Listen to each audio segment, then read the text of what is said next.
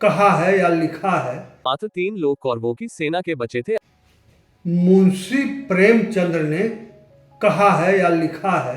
बताते हैं लोग कि किसी भी लड़की या औरत का पहला प्रेम पिता होता है और अंतिम प्रेम पुत्र होता है। बीच में जो आते हैं वह औरत के लिए मात्र घटनाएं होती हैं। उसका पहला प्रेम पिता है और अंतिम प्रेम पुत्र है। ठीक इसी तरह यह प्रेमचंद जी ने नहीं कहा है। ठीक इसी तरह किसी भी पुरुष का पहला लगाव या प्रेम माँ के प्रति होता है और अंतिम लगाव या प्रेम पत्नी के प्रति होता है। बीच के उसकी सारी जो होते हैं वह घटनाएं होती हैं। ऐसा इसलिए क्योंकि पुरुष माँ से पुत्र के रूप में लड़ता है तो पत्नी के रूप में उसकी पत्नी उससे लड़ती है। यह एक आध्यात्मिक कहिए या जो भी कहिए वह सामने है। लेकिन यह देश भारत देश विडंबनाओं का देश है। हम तमाम समस्याओं से जूझते हुए इस ख्वाब पर कि भारत विश्व गुरु बनेगा, इसी पर हम अपना भविष्य तय करते हैं। तमाम विडंबनाएं हैं यहाँ, इतनी अधिक विडंबनाएं हैं जिसका और छोर नहीं है। आप विडंबनाओं को याद भी नहीं कर सकते। अभी कोई राजनेता फलाने पार्टी से निकलकर जो फलाने पार्टी में जाएगा तो लगेगा जिस नई पार्टी में वह आया है वह उसका जन्मजात कार्यकर्ता है और ऐसा लगेगा कि वह उसकी घर वापसी हुई है। घर जबकि वह पहले उसका घर नहीं था, लेकिन वह उसे घर वापसी बताएगा। और उससे भी ज़्यादा विडंबना, उससे भी ज़्यादा आश्चर्य यह है कि पूरी जनता, भारतीय जनता ऐसे विडंबनाओं को स्वीकार करती है और उसके झूठ पर अपनी भक्ति प्रकट करती है।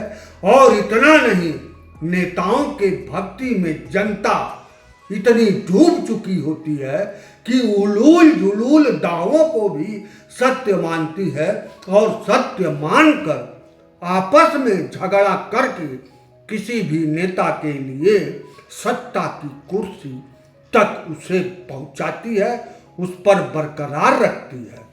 इन्हीं विडंबनाओं के बीच भारतीय जनता का सपना जो है उसको उकेरने का थोड़ा सा प्रयास किया गया है। आगे पूरा 5 मिनट का ध्यान से सुनिए, क्योंकि ध्यान से नहीं सुनेंगे तो समझ में नहीं आएगा। कुछ लोगों को तो हो सकता है अंत तक यह समझ न आए कि आखिर इस विडंबनाओं को बताकर मैं कहना क्या चाहता हूँ। कुछ लोगों को हो सकता है 2, 4, 6 महीने, साल बाद यह समझ में आए कि आखिर बात क्या है। लेकिन इसीलिए ध्यान से सुनने के लिए कह रहा हूँ, क्योंकि आगे जो वीडियो आएगा वह AI द्वारा आवाज़ उसमें दिया गया है, इसलिए ध्यान से लगाकर सुनना पड़ेगा। फिलहाल विश्व गुरुईय कल्पना के साथ इस वीडियो को ध्यान से सुन लीजिए। भारतीय आध्यात्मिक और हिंदू संस्कृति के अति जानकार तो दावा करते हैं पहले हिंदुस्तान अफगानिस्तान तक फैला था या इससे भी आगे। प्राथमिक जानकारी के अनुसार तो भारत से पाकिस्तान, बांग्लादेश बना है।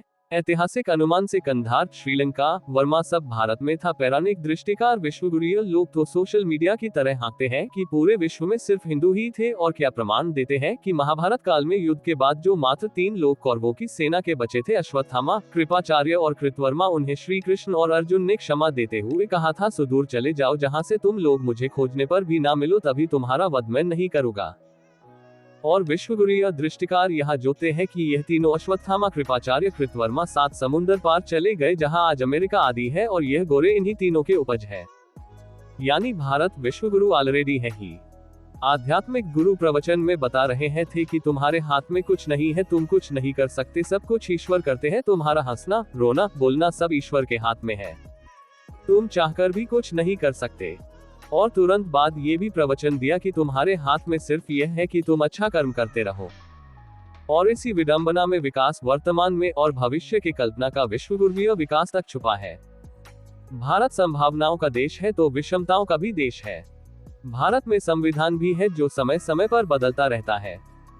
भारत में न्यायालय भी है जो सरकारों के हिसाब से निर्णय देता है। भारत वीआईपीओ का भी देश है, वीआईपी परिभाषाओं का भी देश है। भारत में कोई भी विदेशी चीज विदेशी नहीं रह पाती, वह विदेशी तभी तक है जब तक उसे वीआईपी स्वदेशी ना कह दे। जिस विदेशी चीज में भारतीय श्रम लग जाए वह स्वदेशी हो जाती है। जैसे कोलगेट मंजन विदेशी है लेकिन उसे बेच रहे भारतीय दुकानदार अपने श्रम से है तो वह स्वदेशी ही है। कोई विदेशी जूता कोई भारतीय वीआईपी अपने श्रम से उसे अपने पैर में पहन रहा है तो वह विदेशी जूता स्वदेशी ही है। इसे और स्पष्ट करते हैं भारतीय वीआईपी, जो भी विदेशी चीज भारत के श्रम से बनती है वह स्वदेशी ही है। लेकिन विदेशी बहू से भारत जन्म लिया विपक्षी नेता हर हाल में विदेशी ही रहेगा। विडंबना का हाल विकास के लिए यह है कि शराब बेचने के लिए भारत में आबकारी विभाग है, शराब लोग ना पिए इसके लिए मद्यनिषेध विभाग भी है। दोनों विभाग अपना काम बखूबी कर रहे हैं। शराब की बिक्री भी दिनों दिन बढ़ रही है और शराब नहीं पीने वालों की संख्या भी बढ़ रही है। भारतीय संविधान में मृत्यु के बाद मृत्यु भोज कानूनन जुर्म है, लेकिन वीआईपी मृत्यु भोज करते हैं, शामिल होते हैं और इससे वोट बैंक बनाते हैं। कानून भी अपना काम करता है, वीआईपी भी अपना काम करते हैं।